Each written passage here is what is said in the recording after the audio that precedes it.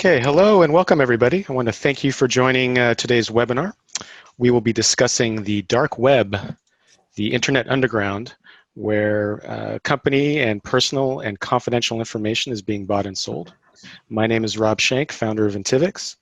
Here at Intivix, we specialize in cloud services, strategy, security, and IT support services for businesses who understand the advantages that smartly applied technology can play in the marketplace. Our focus is on empowering our clients with the right technology for their business needs, enabling them to be more competitive, more efficient, and ultimately more profitable.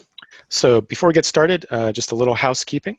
If you have any questions during the presentation, please go ahead and type them in your question box, and we'll answer them. We'll have some breaks during the presentation and also have some time at the end. The webinar will also be recorded and will be made available to you afterwards, and you can go ahead and look at it at your leisure. Today, we have our own very own Mark Simmerman joining us.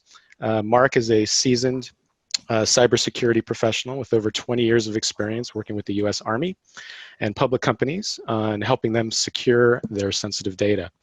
Mark is also certified as a CISSP, which is essentially the premier security credential required for sensitive government work. Mark helps our clients develop better security-focused policies and procedures to help small and medium-sized businesses protect the data that they create. So without further ado, I'm going to turn this over to Mark, and we'll go get started on today's agenda. Thank you, Rob, and thanks to all of you who are listening. It's a pleasure to be speaking with you today. Today's focus is we're going to kind of walk through the dark underbelly of the internet. And to do that, I'm going to start by talking about security trends and what is the dark net and what can you do to protect your business. So to begin with, let's talk about trends, what we've been hearing in the headlines, the trends affecting businesses, small, medium, and large, and why small businesses in particular need to be aware and concerned.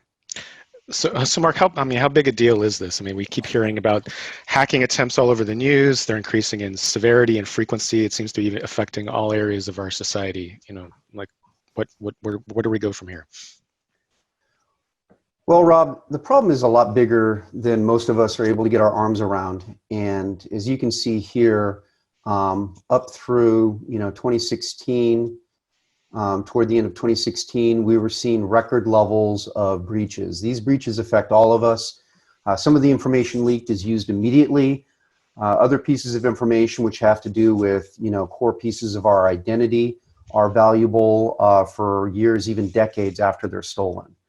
And we're all required to protect this information. And the challenge small businesses have here is that they're affected because they fall below something we call the cyber poverty line. And that means they don't have the money to spend on the additional processes and the complex protection systems that bigger enterprise companies, especially public ones, have in place. And as you've been hearing, even the big enterprise companies can't keep up with these breaches. Recently consolidated a list of notable breaches ending toward the end of September of 2017, and breaches are trending up at an alarming rate. As you can see here, this list, you'll recognize most of these companies. The ones in red are particularly pernicious because they represent core institutions or things that we tend to trust and rely on to protect us and basically keep our information safe, and they're failing to do so. And I highlighted Anthem there in blue because even though Anthem's breach, the famous one, was back in 2015, it was in 2017 they paid a record $115 million in the settlement. And that money is just the money they paid in the settlement. It doesn't even begin to touch the costs that the company itself had to go through to rehabilitate and protect themselves from further breaches. So given that, if you were to log on and traverse what we refer to as the dark web, you might find a page like the one you see in front of you. This page is an actual advertisement listing systems for sale. These are systems that hackers, criminal hackers, have gotten the credentials to, and they're offering them up to potential buyers who are willing to basically buy sort of like a gift bag and surprise, let's see what's inside of it that might be of value. So this is the kind of activity that we see happening on the dark web. So Mark, can we just clarify some semantics? So I've heard terms like dark web, I've heard dark net. Are these kind of interchangeable? Do they mean the same thing?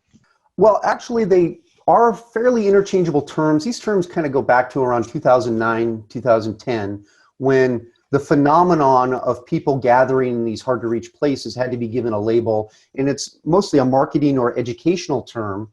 But for folks who've been working with the dark net or the dark web, they refer to it a number of different ways, and we'll talk more about what that means. I'd also like to take an opportunity to describe the criminal marketplace and show how we're vulnerable and how we are liable to be exploited in the future, that it's a real problem, and there's sort of a call to action of what we need to do about it. So let's start from the beginning. A term that we frequently hear is the deep web. The deep web is any portion where we collect databases and web servers, etc., but we don't make it available to the public. So Google, Yahoo, Bing, when they crawl the internet, they do not index these sites. They're not available to you unless you have special access to them.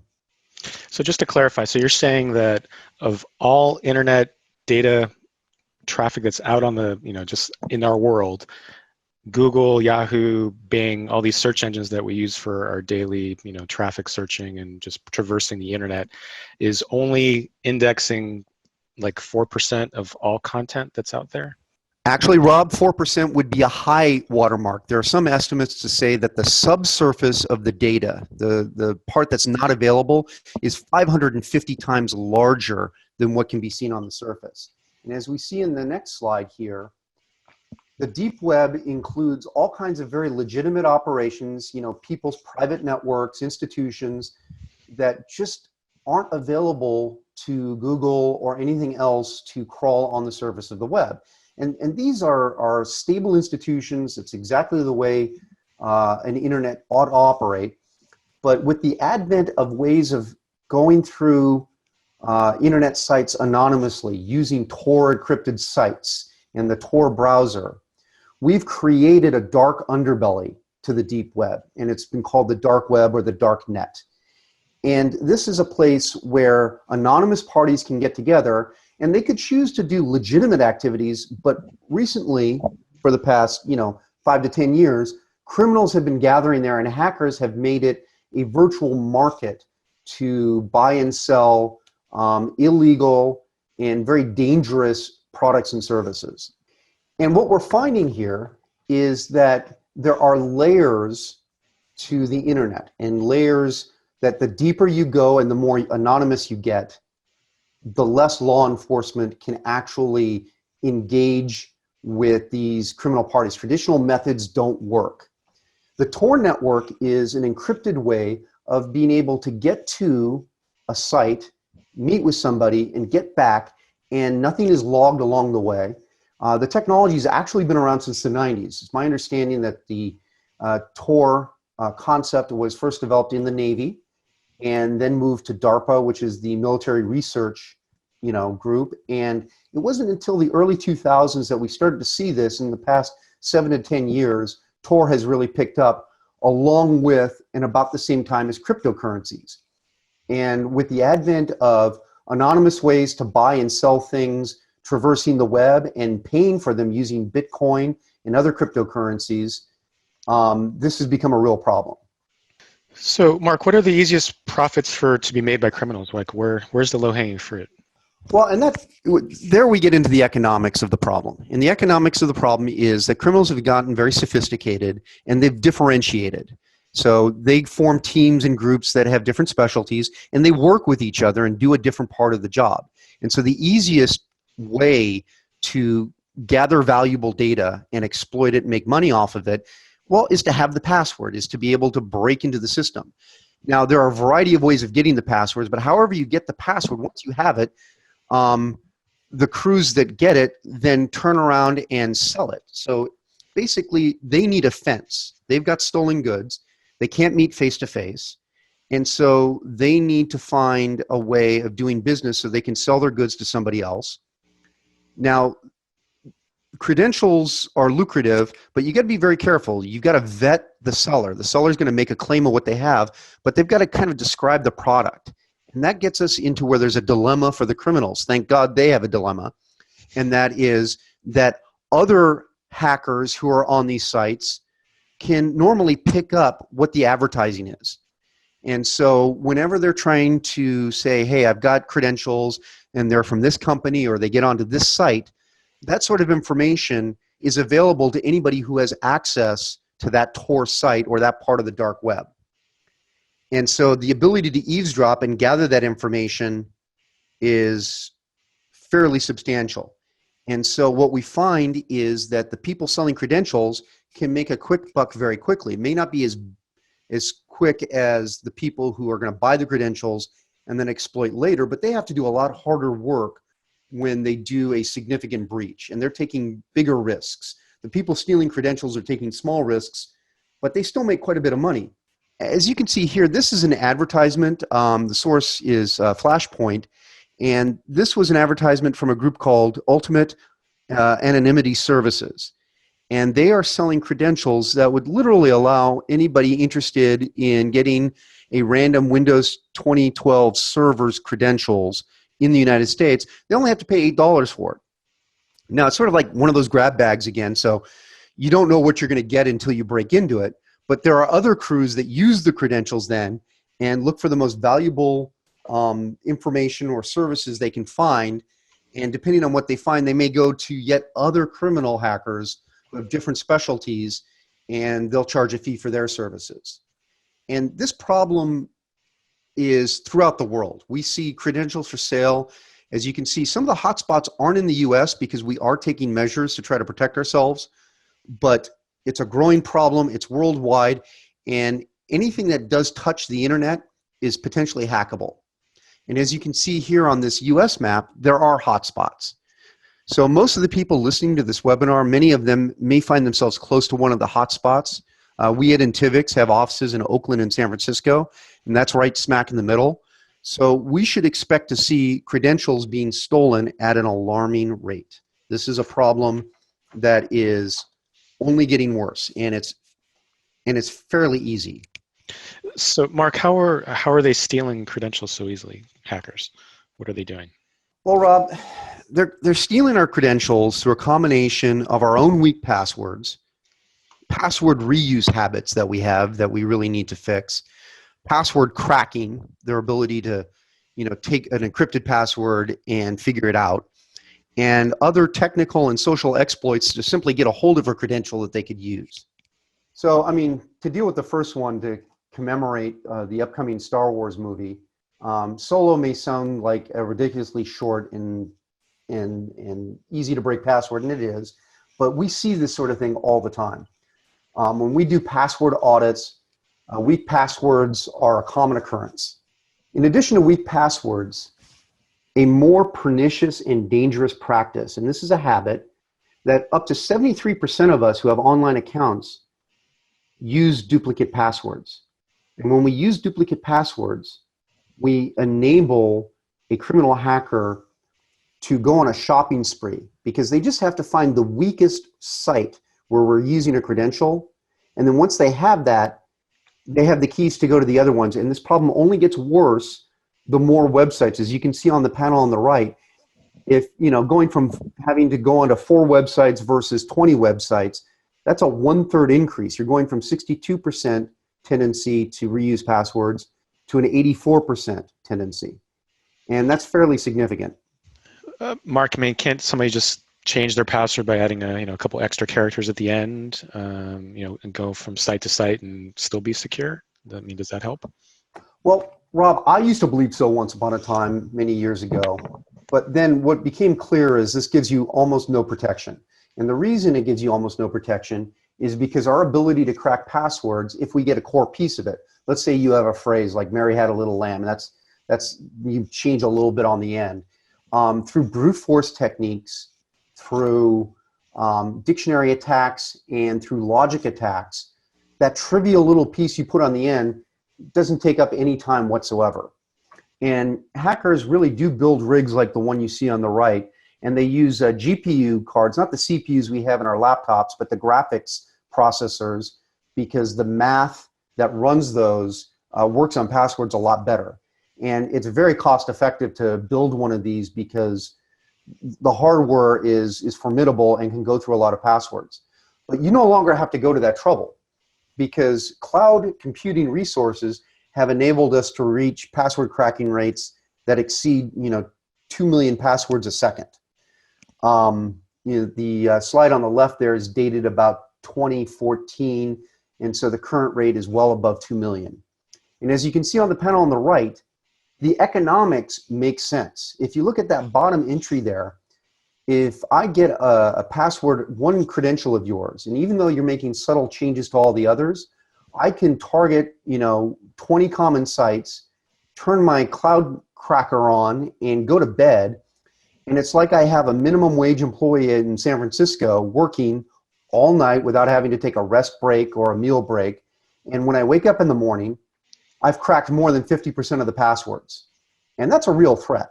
So, that's one way we're having it, but there are also technical exploits.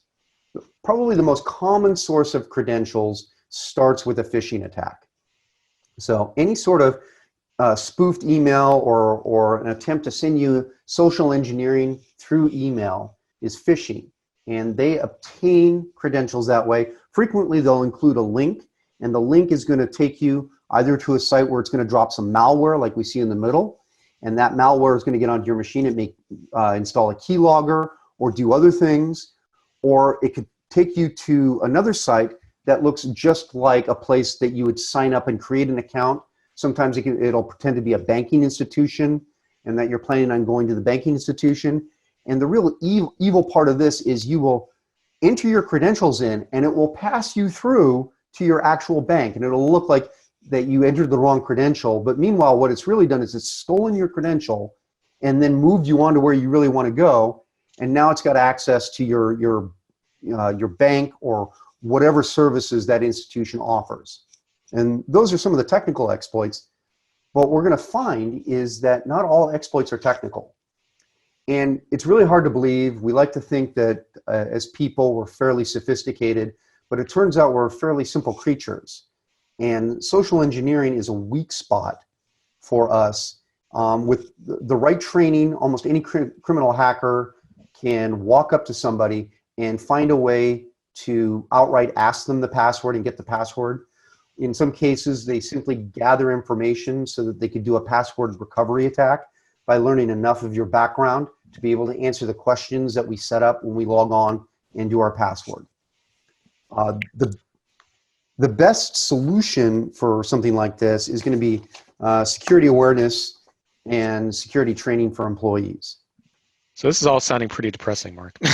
I mean, what else can companies do? What can we do to try and protect ourselves? You mentioned security awareness training, kind of bringing up the kind of baseline knowledge of your workers and your employees. What else can companies do?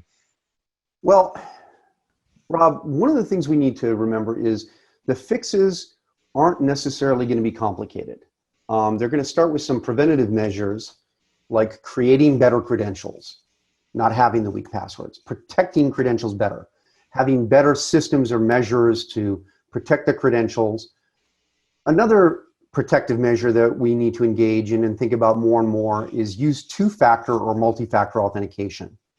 And then finally, not all of the measures we're going to take are protective. There's one detective measure that I want to emphasize here, and that's credential monitoring.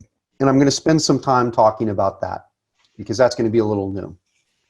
So in the effort to create better credentials, the National Institute of Standards and Technology back in June reversed almost 20 years of bad advice. And they've now come out and said, we're sorry, we've successfully trained everybody to use passwords that are hard for humans to remember, but easy for computers to guess. And as you can see there, this whole idea that I'm going to switch out symbols for letters and I'm going to fool somebody is really rather easy for a computer with a few simple algorithms to get all the way around. Not to mention the fact that when we do that, it can be hard for us to remember exactly what we did. Whereas if we were to write a simple sentence using spaces, commas, periods, exclamation points, etc., a capitalization where it belongs, or do something like you see in the slide here, 4 completely unrelated words that you can relate somehow in some sort of memory space, then, well, it becomes easier to remember, but very, very hard for a computer to guess. So we need to create better credentials, and that's going to require more training of our users because we've been telling them something different for a long time. And we also need to work with developers who do the authentication for websites. They're the ones who write the complex code that says we are going to enforce a certain password policy. They've got to rewrite all of that. As important as it is to have good credentials to begin with, we need to protect our credentials better. Now, this is a real challenge. People went from having a few passwords to remember to having 30 to 50 to remember. And so a lot of folks have made recourse to solutions or cloud solutions and other programs you can load onto your computer to basically keep track of complex passwords for you. They help you make sure that you have a different password on every site so there's no password reuse, and they're very easy to get to. Mark, but isn't, by doing that password manager type of thing, isn't that kind of putting all your credentials in, like all your eggs in one basket? I mean, doesn't that make you more vulnerable? Yes, as a matter of fact, with the one login breach, we were reminded that if our password manager system gets breached, then we ourselves are susceptible to a breach if we don't immediately change all that information. Many high-end users have chosen to then take offline vaulting or offline password management systems, and they don't attach it to the internet, they don't have a third party providing it, but then they have to expend extra effort. And I've actually heard some clever techniques, like somebody who puts a major portion of the password in the password manager, but then leaves off, say, a salt value, maybe a short phrase or word that you have to add on. And what they give up is the password manager will auto-load a portion of the secret, but you have to physically go in and type in the rest. And that way, if your password manager does get compromised, because you have that extra little bit, the hacker who compromised your vault will not be able to get to your sites. But it's important to remember that there's another very important preventative measure that really takes you up to a completely different level of protection, and that's two-factor or multi-factor authentication. We could spend a lot of time talking about multi-factor authentication, but very simply, there are 3 commonly accepted factors, and the one we're used to using all the time is something and that's a secret like a password, a passphrase, or maybe background information on yourself that's knowledge-based that you use to reset a password. But that's vulnerable, and that information can be transferred fairly easily. So where we want to focus is we want to focus on creating another kind of proof. And that other kind of proof is frequently going to be something you have. It's a possession. Now, recently we begin using our cell phones that we always have on us. And those cell phones can hook into systems that will send you a one-time password that's good for 30 seconds. And it's very hard to replicate both of those things. Another factor is biometrics. People have used the fingerprint or finger swipe. Right now we're using the facial recognition algorithms where your face can be part of your password or part of your authentication mechanism. And by combining 2 or more, you get two-factor or you get multi-factor authentication. And when you think about it, it's like trying to intercept one vehicle going down one road is a fairly trivial exercise. But if you've got 2 roads and 2 vehicles, one person trying to intercept both of those, you've made it geometrically harder. And so this is a good source of protection. But we have a saying in the security business, and that is prevention is ideal, but detection is a must.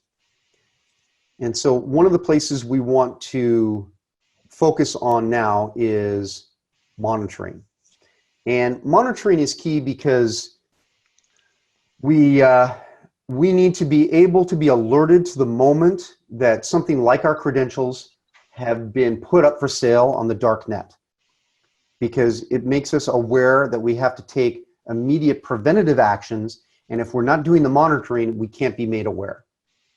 So in terms of the kinds of actions you would take that would help protect your business in doing the monitoring, we start with things like identifying the credential owner whose credentials were breached, and then quickly changing those business credentials. You have a short window where if something was put up for sale and you're alerted, say within 24 hours, you can contact that user, they can make an immediate change.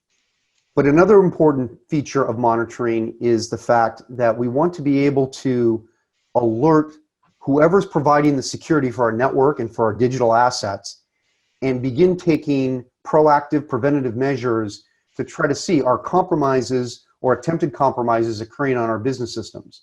So it's an alert where we can all stand to and take immediate action. We also need to look at the credential and go to the credential user, and a third immediate action would be, do you have or have you recycled or reused this password? Even if it's something that's only a partial reuse, you need to go to every cloud computing resource, every place that matters to you or the business, and make the change immediately. Yeah, hey Mark, one question came in around two-factor authentication. How easy is that type of thing to implement, and how will users adjust in your experience? Well, in my experience, you really need to start with what we call a use case scenario. You need to sit down and ask yourself, what is the service or thing that's trying to be protected by two-factor authentication? How does the user do their work?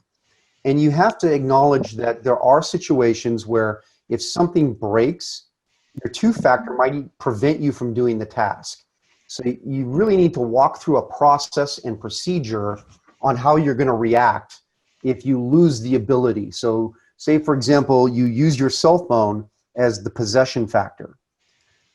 Then a key question you say is, what happens if I lose my cell phone or lose the carrier device? So you might want to have a second backup factor that's possessive, like a YubiKey or maybe a smart card that can also be used. And so we could spend a lot of time going through all of the things. Now, many users will frequently initially resist going to two-factor authentication if they're not already experienced with it.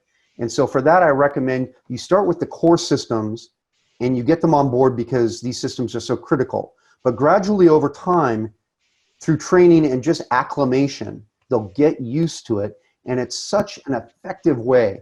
Now, one of the best ways to teach people to use two-factor authentication is to endure a breach that could have been avoided by two-factor. And then everybody buys in and understands they got to go to a little bit of extra effort.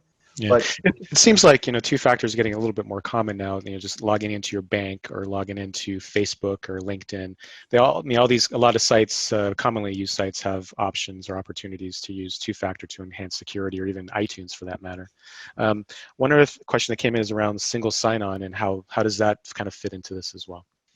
Well, when properly implemented, single sign-on reduces your attack exposure. So the password reuse problem goes completely out the door if you're able to employ a single sign-on system where you identify or authenticate once. So we go through a cycle. We call it IAAA. First, you identify yourself. You're making a claim. Authentication is when you prove you are who you say you are. And then the second A is it checks your authorization, see what you're allowed to access. And then the last A is it logs the things you do. So that way they can go back and check and see, what you were up to, so you can't say you didn't do something like delete a file. And so we call that IAAA. And single sign-on does a centralized authentication or proving who you are. Then once you've done that, it becomes the authority to say, yes, that's really Rob. Rob is the person, and whatever access he has and whatever system I'm able to provide authentication to, you can trust that this is Rob. Okay, so once you get logged in at that point, then you've logged into the head portal, I suppose, and then all the websites or related applications that are kind of underneath that, you then have access to, and because you're trusted at that point, right? And then that kind of simplifies the user experience, right? Because then at that point they don't have to remember multiple passwords, and they can kind of move on. I would still use single sign-on in conjunction with two-factor authentication, but you're really you're adding a little burden, but you're taking off a big burden when you do both. And you really enhance your security when you do this. It also makes deallocation. So when a user leaves and they go on to do other things, you need to take away their access. You now don't have to go to 20 different places and make sure that you're removing access. You just remove access in one spot. So what about shadow IT? How does that fit in? Well, let's talk a little bit about the benefits of monitoring, and we're walking through all the things you're able to do. One of the things that we found with credential management is that it also alerts the organization to a phenomenon we call shadow IT. So there's a huge demand for technology services, and ideally, IT likes to be in the know of anything that is implemented within the business from a governance standpoint, so they can manage the technology. But sometimes the rest of the business doesn't feel they're moving fast enough, or they don't like the rules, and so they go out and they procure their own services. And that presents a challenge. This is a much harder topic to grapple with, but at least you have to have the conversation. And it's happening way more than most IT administrators care to fathom. It's like that iceberg again. Most of it is subsurface. But what happens with monitoring is you're alerted to the fact that somebody's using a different place to store data, and that makes it possible for you to go back to them and have the conversation and say, are we storing sensitive data in a place that doesn't have sufficient controls? And so that's, an area that we can, go ahead. Yeah, I was going to say, is monitoring something that, we can do, or you can do, or client can do, or? Well, you'd like to think so. And there are some websites where you can do, limited glimpses of things that might be going on in the dark net, maybe the results of a breach or whatever. But to actually do a full service requires some very sophisticated capabilities. So you got to imagine that services that are looking through the dark net, as big as it is, they have to be a team that's trained in a number of different ways. Some are very technical, some are very social. They've got to have the ability to monitor hundreds of internet relay chat channels, hundreds of Twitter feeds, hundreds of thousands of private websites. And they have to understand the rules of the dark net. They have to understand how to keep a low profile, how not to reveal themselves as somebody who's not just another criminal on the site. They got to be able to execute thousands of complex queries on a daily basis and bring that information back into a system. Now, the other challenge is they've got to have relationships with government, law enforcement, and legal experts so they don't break the law and they don't run into a situation where law enforcement might, believe that they may be dealing with a criminal. And so these services, normally take time to develop these skills and these organizational capabilities because it's a continuously changing environment. And there's a lot of big data. And there are a lot of misconceptions about the dark net. Some people think that once you get access, if I install a Tor browser, it's like a Wikipedia page, and it's nothing like that. It's very complex. Sites are coming up and down all the time.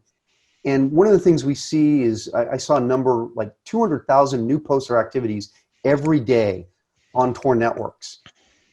And it can be very challenging. There are a lot of risks you take because just to get access to some of these sites, you might have to pay thousands of dollars. So if you have an analyst on the site and it's revealed that they're not one of the other criminals, but they're actually somebody gathering information to make the criminal's job harder, well, they'll get booted and your investment goes away. And even worse, there's a story about retaliation. Brian Krebs, who is a fairly well-known reporter in the cybersecurity space, was targeted by the criminal hackers. Once they realized who he was, that he was a reporter, they actually pooled their resources and purchased drugs, planted them in his home, and then anonymously called law enforcement. A SWAT team showed up, and he had to endure some very harrowing hours where he was taken into custody and had to clear his name. Eventually, they found the leader of the group that planted the drugs, but it was a horrible experience. There are only a handful of companies that have the ability to do this kind of work at scale, and they don't deal with small and medium businesses. So they're available to partner up with other IT service providers who have the sophistication to begin the conversation with them and manage the data that they provide.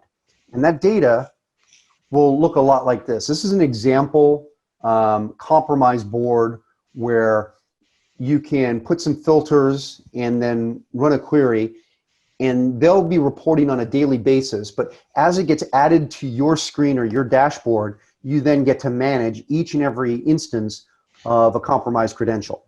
Hey, Mark, one question came in. How can we monitor all private boards in Onion? You will not know domains and places. That's a great question. Nobody can claim to monitor all of the dark net or the dark web. That would be like asking US intelligence to monitor all places around the globe. Even the satellites that are in the sky have to choose what part of the earth they're going to look at any given moment. And so this is a skill to where if you cast your net, you're not going to catch all the fish.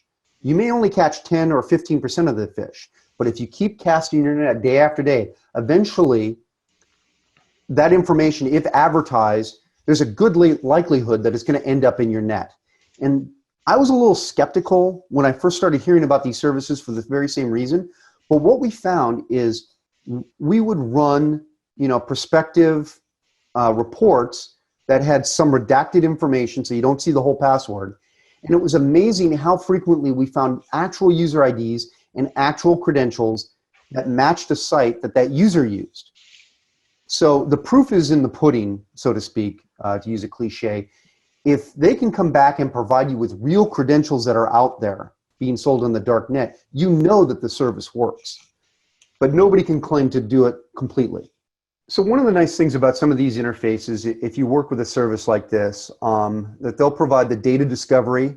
That's not the date the breach occurred. It's not necessarily around the time it happened. It's just the date the analyst found the data. But it will have an IP address or some sort of user ID combined with a password. Now the password will either be encrypted as a hash, which is a long string of gobbledygook, or it's going to be in the open.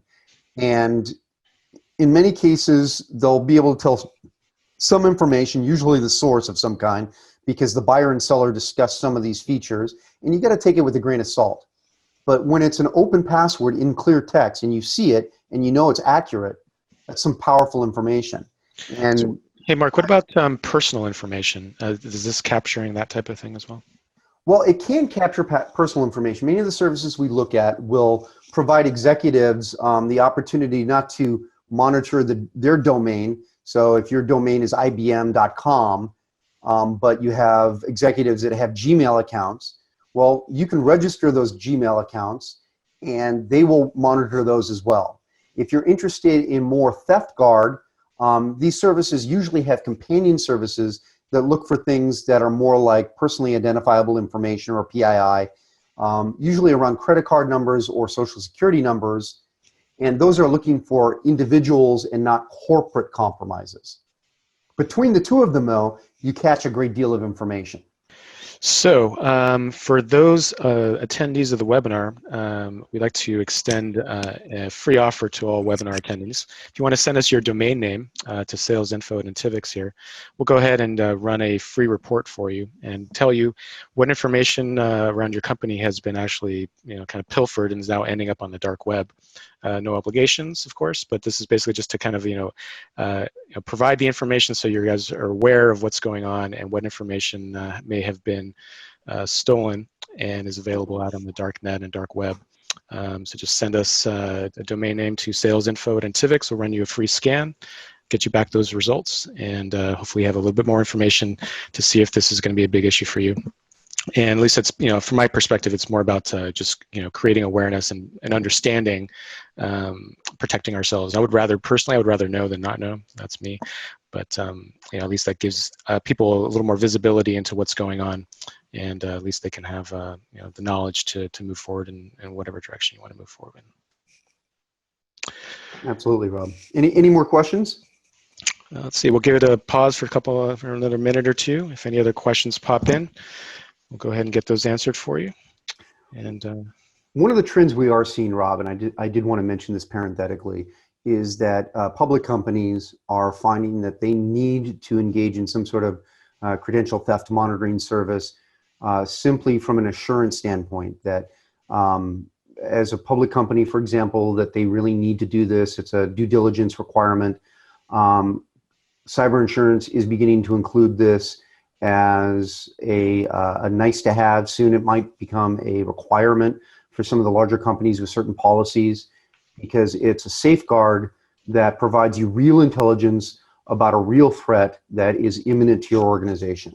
And small to medium businesses would benefit because they don't have the protections and remedies, and they need a head start. They need, in the race between them and the enterprises, they need to start the race, half a mile ahead of the others, because they don't have the numbers of security personnel to react when something does go wrong.